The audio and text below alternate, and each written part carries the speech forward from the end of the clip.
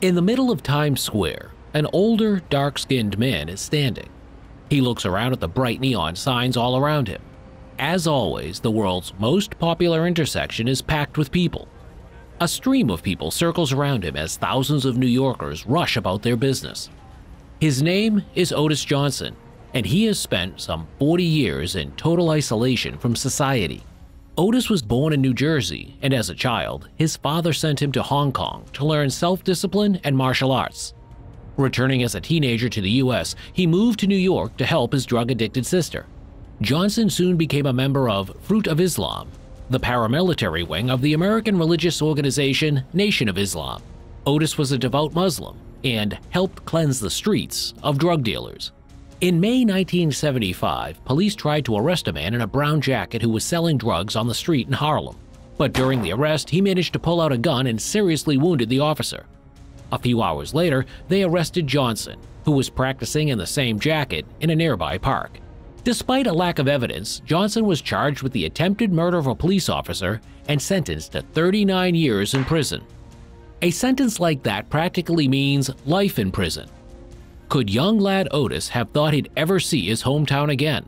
Time passed, the world was changing and facing new challenges, but the prison only heard about it from the news. The prisoner worked, read many books, got a higher education, and tried not to think that an iron door with bars and gray cell walls was all he had left of life. The last time he saw his family was in May 1975. Johnson often recalled two twin nieces with whom he often played before going to prison.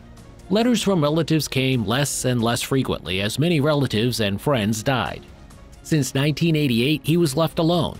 No one visited him or wrote him letters. All that remained of his past life was a small box in which the prisoner kept old, frayed photographs of family members. So the endless years of imprisonment passed, and Johnson was surprised to realize that he was about to be released. The man could have got out sooner if he had confessed to the crime, but at his parole hearings, as at his first trial, he denied guilt. Finally, August 2014 came. The prison gates opened, and the 69-year-old man came out into the street. The warden congratulated Johnson on the end of his sentence and wished him to be a good citizen from now on. He was handed an identity card, documents describing his criminal case, $40, and 2 bus tickets. Imprisonment leaves an indelible mark on a criminal psyche, but it served primarily as a time machine in Johnson's case. First of all, the man goes to Times Square, but now he doesn't recognize the place at all. There's a lot of advertising around, and a video is showing in the windows just like a sci-fi movie. All the people move incredibly fast, their faces are blank and expressionless, and wires are sticking out of their ears.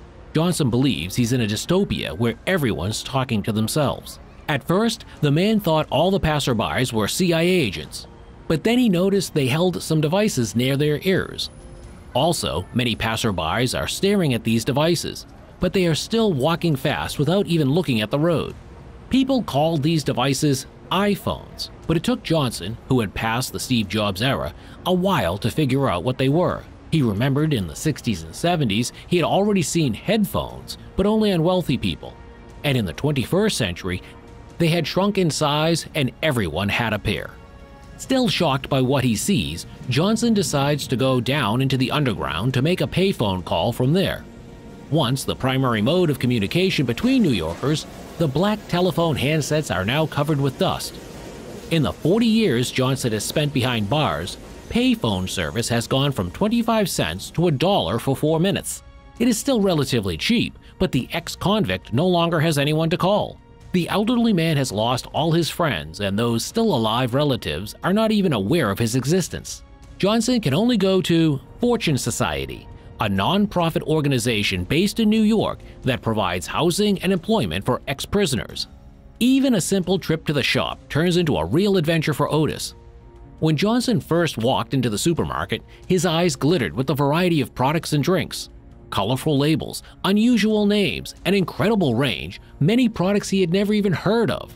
The ex-prisoner is faced with a difficult choice. He can't figure out what he should buy. Even his favorite peanut butter is now made by so many companies. What struck Johnson the most was a jar of butter mixed with jam. So he decided to try everything, one at a time.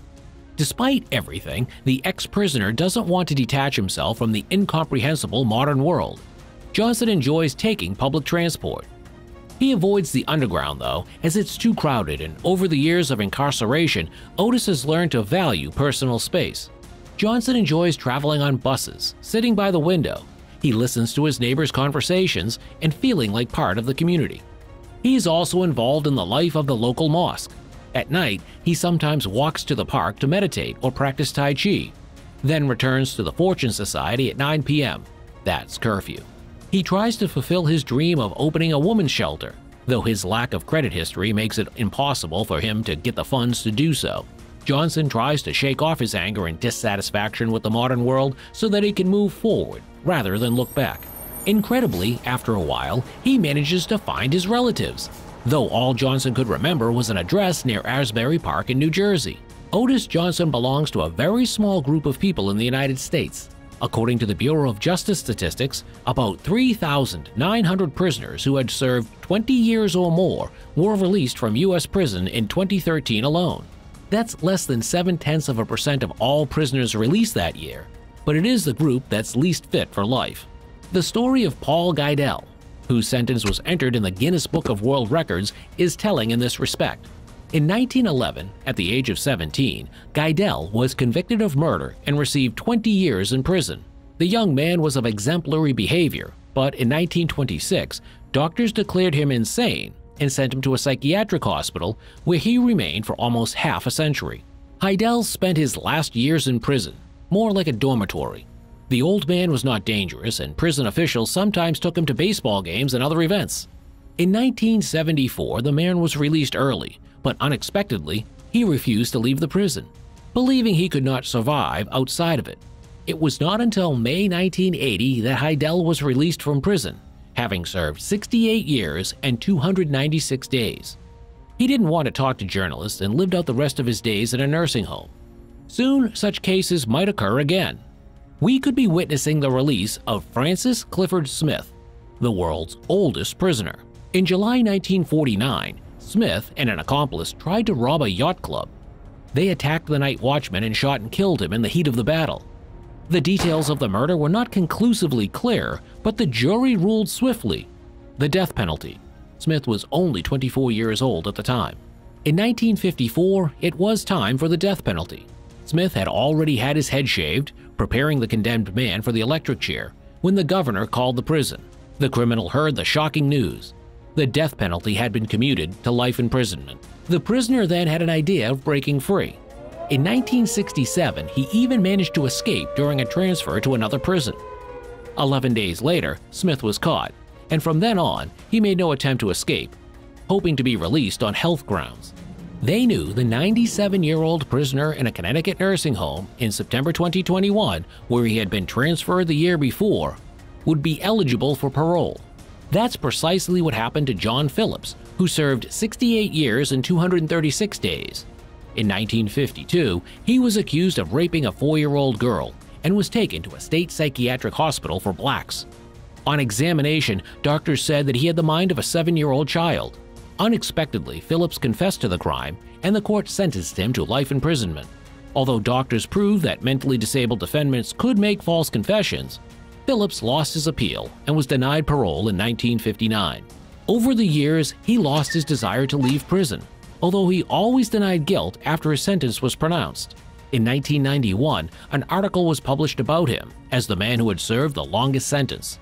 The article resonated. His family visited Phillips, and the prison authorities, fearing a lawsuit, initiated his release. John Phillips was finally released in March 2021, but his parole ends in 2026. However, this may even make the man happy, as he admitted that he was used to prison and did not want to live outside. In his final year in office, prison reform has been a significant focus for Barack Obama. The U.S. president has repeatedly stressed the need for prisoner re-entry programs, education, housing, and success stories of ex-offenders who have set their lives back on track. The problem is that people come out of prison who have lived in a completely different world. They don't know how to use modern technology and are therefore entirely helpless. So it remains to be seen whether freedom can make those people who have spent most of their lives behind bars happy. How do you think they can integrate them back into modern society? Let us know what you think in the comments. If you like the video, like and subscribe to the channel, and click on the notification bell to be notified when there's a new video.